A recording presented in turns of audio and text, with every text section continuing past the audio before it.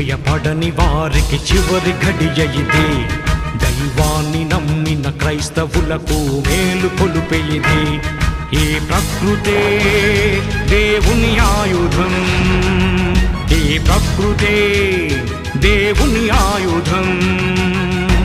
మార్పులేని మనిషిని శిక్షించడానికి మనిషిపై వస్తుంది ఈ ప్రళయం.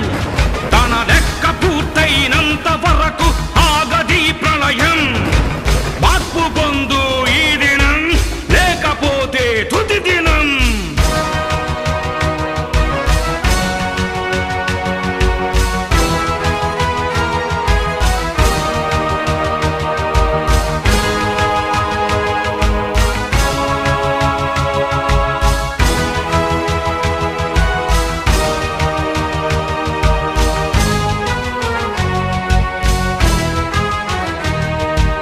నీతిమంతులు లేకపోతే, పాపులందరూ పెరిగిపోతే ఎంతకాలం మనిషిని భూమిపై ఉంచాలిరా?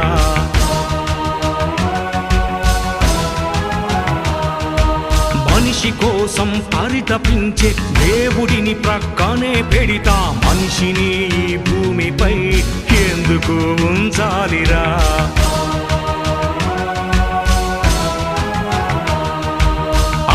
నీరు గాలి నింగి నేల సారం అనుభవిస్తూ సృష్టికర్తను ధిక్కరిస్తే ప్రకృతే గర్జించదా?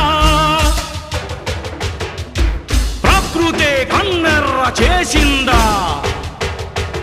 పరమాత్ముడే ఉగ్రుడైనాడా? ఈ ప్రకృతే దేవుని ఆయుధం. నీ పాపమే దీనికి కారణం. మార్పులేని మనిషిని శిక్షించడానికి మనిషిపై వస్తుంది ఈ ప్రళయం. తన లెక్క పూర్తయినంత వరకు ఆగది ప్రళయం.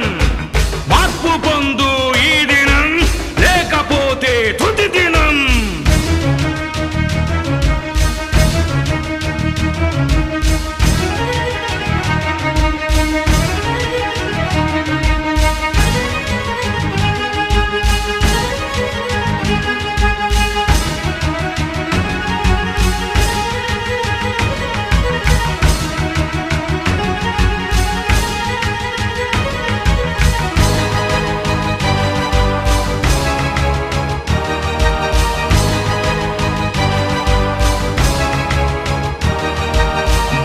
మనిషిని చంపుతుంటే, ఉగ్రవాదం పెరుగుతుంటే, నరుడు మృగముగా మారితే ఎందుకు ఉంచాలిరా?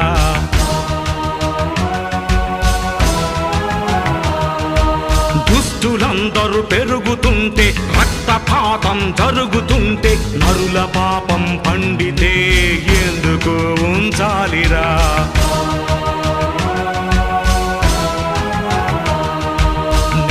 నాదని నింగినాదని దేవుడంటే లెక్కలేదని సృష్టికర్తను ధిక్కరిస్తే ప్రకృతే గర్జించదా?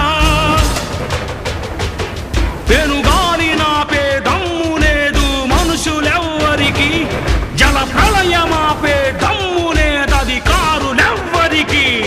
ఈ ప్రకృతే దేవుని ఆయుధం. నీ పాపమే దీనికి కారణం. మార్పులేని మనిషిని శిక్షించడానికి మనిషిపై వస్తుంది ఈ ప్రళయం. తన లెక్క పూర్తయినంత వరకు ఆగది ప్రళయం. మార్పు పొందు ఈ దినం, లేకపోతే తుది దినం.